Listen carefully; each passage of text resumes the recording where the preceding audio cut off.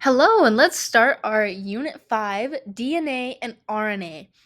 So, we're going to start off with the lesson one of what makes you you. We're going to dive into this double helix, and in this lesson, we're going to go over and describe the structure of DNA and its function. We're going to explain the process of DNA replication, understand the mechanisms of transcription and translation. We're also going to identify different types of mutations and explore various biotechnology applications.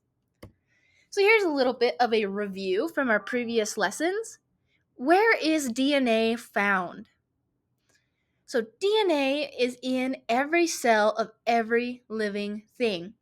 So, it is found within the chromosomes of the cell, and those chromosomes are located within the nucleus of your plant and animal cells. These chromosomes work to build proteins and assist in duplication or division of the cells. We're going to talk about some people who loved biology to kick off this lesson. So, the structure of DNA, or the double helix, was actually discovered in 1953 by scientists James Watson and Francis Crick.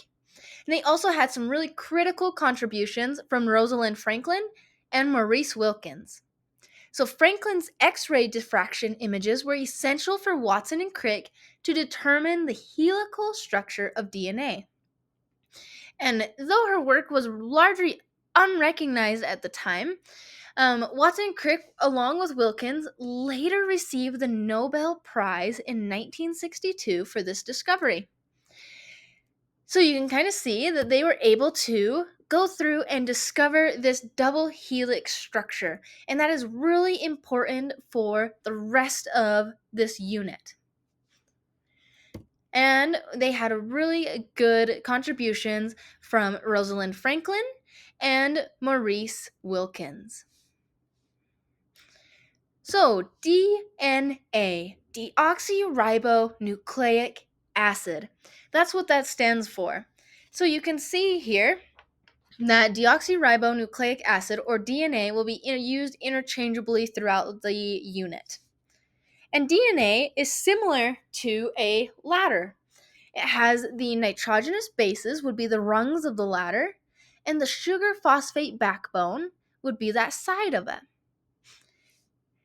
And when we twist it, that twisted ladder shape is called a double helix. If you think about a spiral staircase, that's a really good example of a double helix shape. So your DNA has your deoxyribo, and that's your sugar. Your nucleic acid would be your macromolecule. If you remember in our biochemistry unit, where we talk about macromolecules such as protein, carbs, lipids, and nucleic acids, that's what we're talking about, is this nucleic acid, or the DNA. And this stores the genetic material. This DNA is made up of these long molecules made up of monomers called nucleotides. And you can see that in that picture here. You've got your deoxyribose sugar in that pentagon shape, and your phosphate is the circle, and then your nitrogenous base would be that shape to the side. So you have each part, your deoxyribose sugar and your phosphate, make up that backbone. Think of those sides of that ladder. And then your rungs would be your base, your nitrogenous base, or that green little shape there. Your four nitrogenous bases would be adenine, thymine, cytosine, and guanine. And you always pair A with T and C with G. And it always pairs together.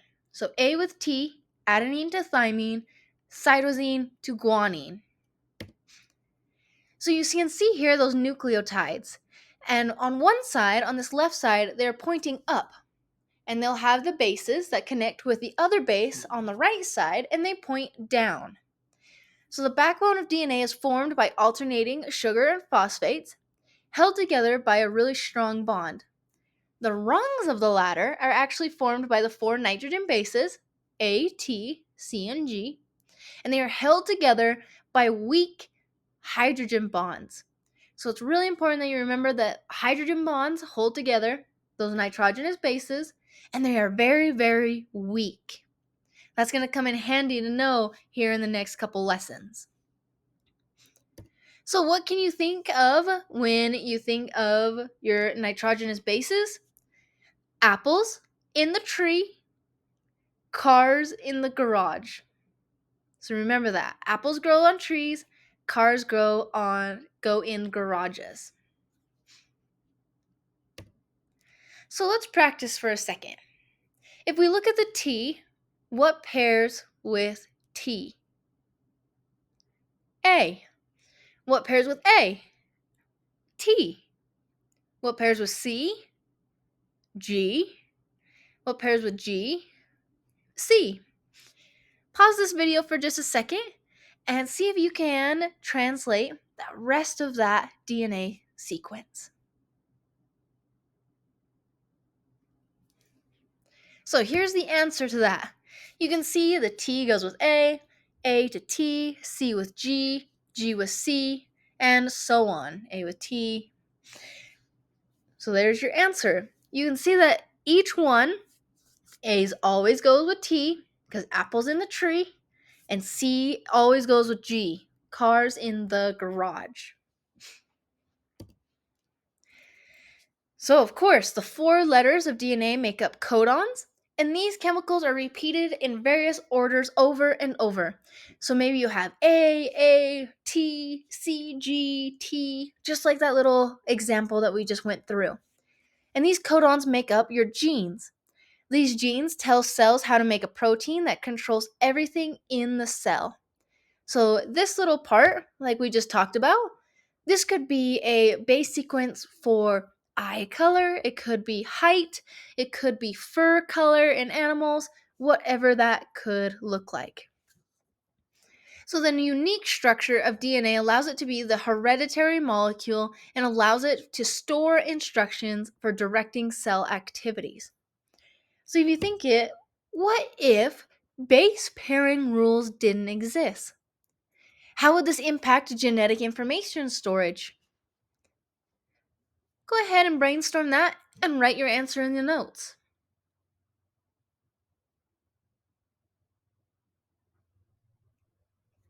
So, if base pairing rules didn't exist, we would have several things such as mutations. You would have wrong genes that would not be recorded, and it would never come out quite right. Any of the processes in your body, such as even digestion, cell replication, your eye color, all of those things would be affected by this. So, this is an integral part to our bodies.